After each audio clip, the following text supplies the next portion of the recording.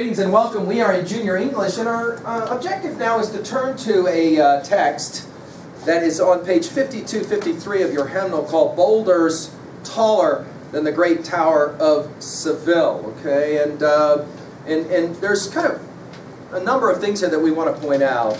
First of all, we want to point out that this is going to tell us a little bit about Coronado's expedition of, you want to write it down, 1540. 1540. And think of it this way. If the United States becomes a United Colonies in 1776, that gives you a little bit of an idea of how much time we're talking about preceding to the writing of the Declaration of Independence in 1540. Now here's the deal.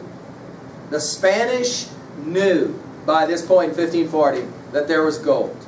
They knew it. They knew that there was gold under the ground. They knew that there was gold within some of the waterways. They knew there was gold, okay? And, of course, the second resource, I told you, I just used the term resources. Now we're going to give an actual term to it. Gold, and what's the other one? Silver, okay? Now, jot down in your notes, why would anybody care about gold and silver?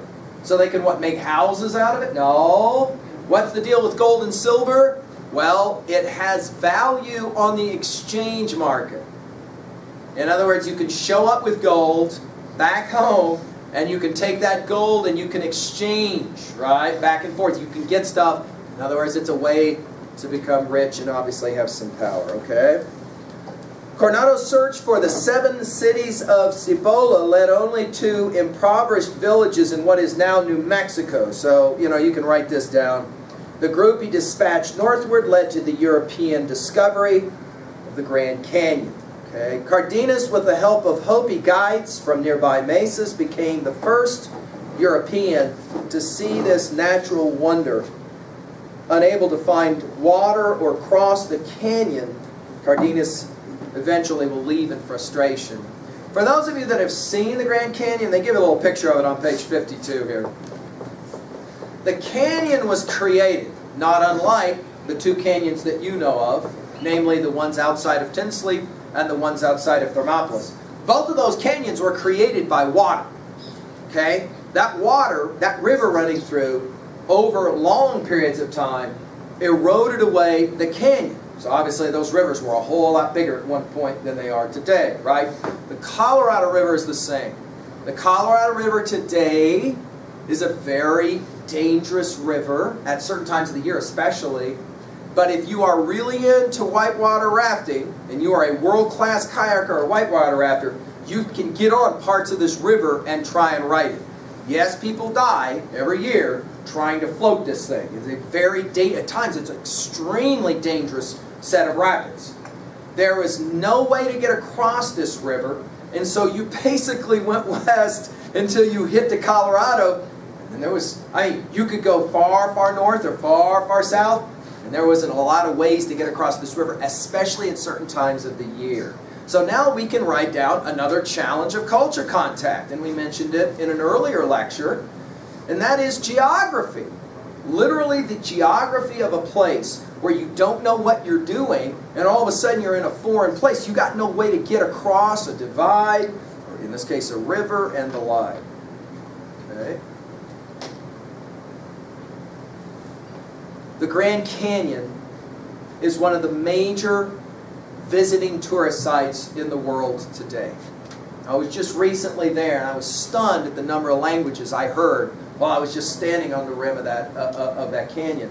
All the different people who had come from all over the place to take a look at this amazing spectacle we call it the Grand Canyon.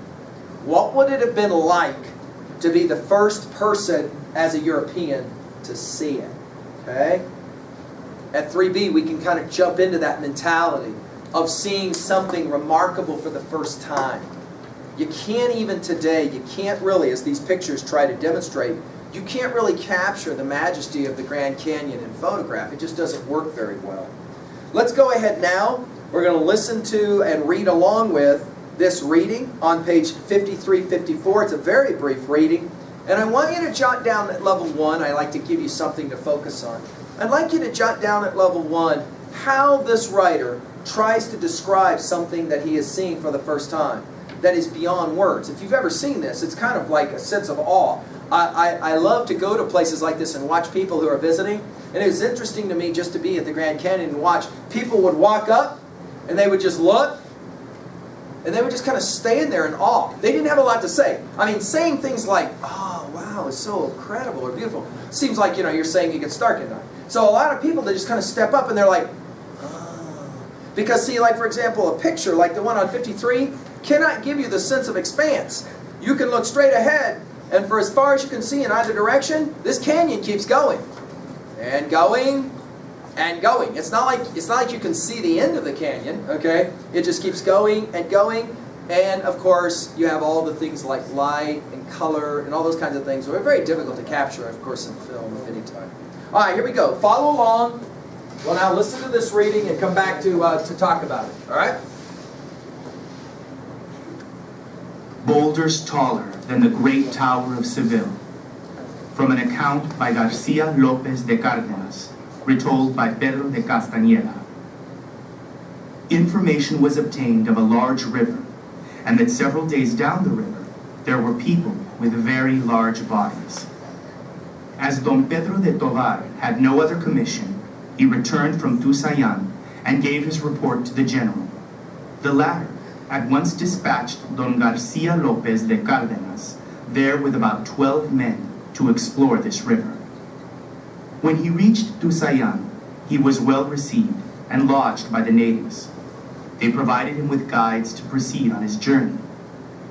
They set out from there laden with provisions because they had to travel over some uninhabited land before coming to settlements, which the Indians said were more than 20 days away. Accordingly, when they had marched for 20 days, they came to gorges of the river, from the edge of which it looked as if the opposite side must have been more than 3 or 4 leagues away by air. This region was high and covered with low and twisted pine trees. It was extremely cold, being open to the north, so that although this was the warm season, no one could live in this canyon because of the cold. The men spent 3 days looking for a way down to the river. From the top, it looked as if the water were a fathom across. But according to the information supplied by the Indians, it must have been half a league wide. The descent was almost impossible. But after these 3 days, at a place which seemed less difficult, Captain Melgoza, a certain Juan Galeras, and another companion, being the most agile, began to go down. They continued descending within view of those on top until they lost sight of them, as they could not be seen from the top. They returned about 4 o'clock in the afternoon, as they could not reach the bottom because of the many obstacles they met. For what from the top seemed easy was not so. On the contrary, it was rough and difficult. They said that they had gone down 1/3 of the distance, and that from the point they had reached, the river seemed very large, and that from what they saw, the width given by the Indians was correct. From the top they could make out, apart from the canyon, some small boulders which seemed to be as high as a man. Those who went down and who reached them swore that they were taller than the great tower of Seville. The party did not continue farther up the canyon of the river because of the lack of water. Up to that time, they had gone 1 or 2 leagues inland in search of water every afternoon. When they had traveled 4 additional days, the guides said that it was impossible to go on, because no water would be found for 3 or 4 days. That when they themselves traveled through that land, they took along women who brought water in gourds. That in those trips, they buried the gourds of water for the return trip, and that they traveled in 1 day a distance that took us 2 days. This was the Tizon River, much closer to its source than where Melchior Diaz and his men had crossed it. These Indians were of the same type as it appeared later. From there, Cárdenas and his men turned back, as that trip brought no other results. Now, one of the things that's interesting about this little cutting is to talk about the challenges of meeting new geography. But I want to begin by noticing on page 53, much like our earlier reading about Texas, that the natives or the indigenous peoples are very charitable early on. they are willing to help. Notice this. They are willing to help. Let us take you where you want to go. Let us show you what this is like. Now I want you to write down a word in your annotations at 2A. And that word is perspective. Everything is relative to a certain perspective. I love to talk about this with you guys because you know what I'm talking about, because maybe you experienced this as a kid. Driving along the road, for example, you looked out at a hill that you were about to walk up, and it looked nice and smooth. Do you know what I'm talking about? Oh, dude, this will be easy. We'll get up to the top of that in no time. You jumped out of the car or the truck, and you started running or walking towards it. And as you got closer, what looked like little tiny shrubs started to grow in size. And the next thing you knew, they were actually taller than you were. And then you got inside of that stuff, and you started walking up, and all of a sudden you realized that, oh, from the ground looking up, or from the top looking down, you don't get to see everything. This is what I mean by perspective. It's all kind of relative. Notice that they go to the edge of the canyon and they look down, and it's way, way, way, way, way down there, and they see this little tiny line of water. Looks like maybe 3 or 4 feet. Dude, we'll just step across it. It'll be no problems at all. Let's just go down there. Well, today, if you show up at the Grand Canyon, you got to pay pretty good money to be led on a special trail that will take you winding back and forth all the way down inside of this canyon, right? It takes a long time to get down there, and what am I going to say about getting out?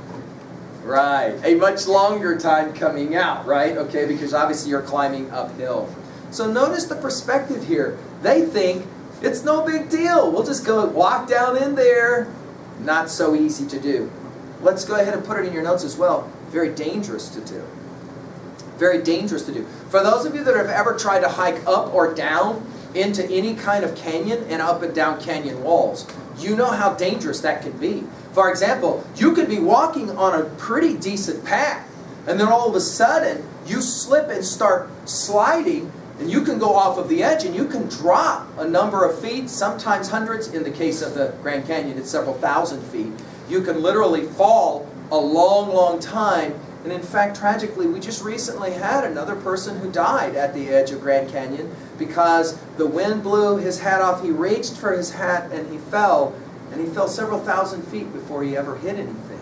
In other words, it's a long, long ways down. Of course, the river at the center of the Grand Canyon, the Colorado River, as I've already told you, is extremely dangerous. Very, very large body of water. You are not getting across that body of water so easily. Of course, even if you could find a way to get across it, you got to go up the other side of the canyon, and guess what? That's also very difficult to do, right? So in other words, we've got a situation now of great obstacles by virtue of geography. All right, let's go quickly now to 2A.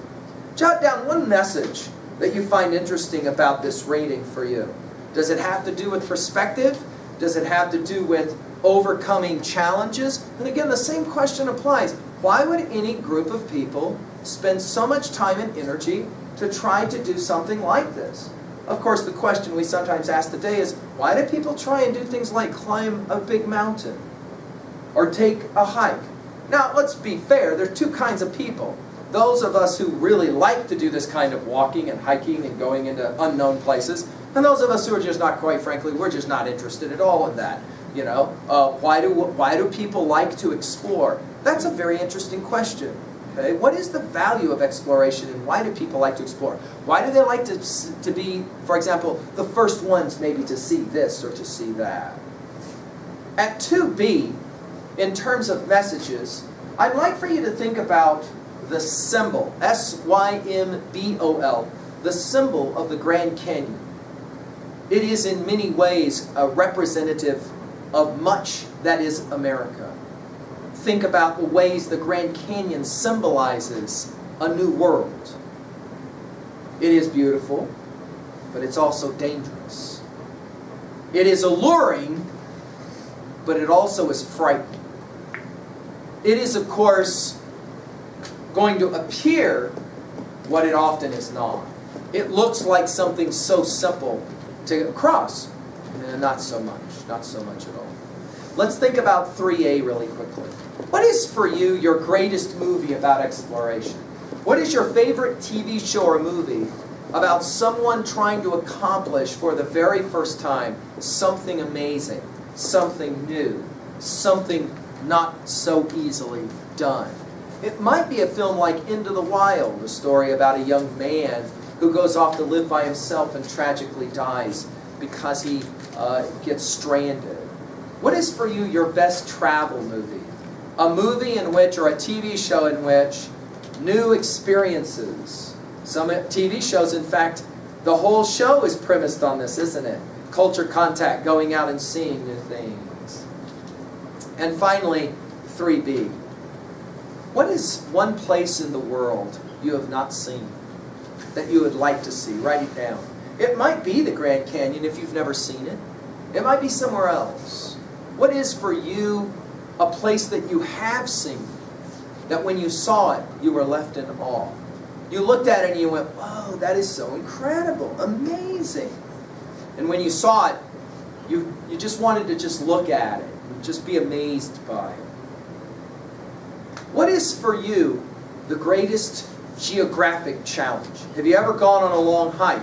Have you ever climbed a major hill? Can you write down one experience like that for you? What's the highest point in the world you ever physically were on? Not in a plane, but physically. In other words, you walked up someplace so that you were able to look down. Do you have a sense of what that is like? Or looking up. For those of us, for example, who have backpacked back into Cloud Peak, this is always an interesting walk. Where, when you're out here, like right now, when you walk outside of the school and you look up at Cloud, you kind of have one view of it. But it's a whole different view when you're at Misty Moon, for example, and you're looking up, or at Solitude, and you're looking up at that peak, and yet you still got a long ways to walk before you get to the top of that mountain. Of course, the perspective is always changing as you go. What is for you, finally, at 3B? What is your greatest accomplishment? If you had to say one thing that for you you've done, that you've accomplished, and it may not be a big deal to other people. When you talk about it, right, because they maybe don't know what it is to do what you've done, it may be a personal accomplishment that only you know about. Can you write down for you, what is your greatest single accomplishment to this point, right? And finally, what do you want to accomplish before you die? Can you jot down one thing you want to accomplish before you die? One thing that you see as really great. Is there a place you'd like to travel and see in the world? Is there a place maybe where your family comes from that you'd like to go back to and see? Is there a journey that you would like to take before you die, that you hope someday maybe to take that you have not yet taken? Thank you.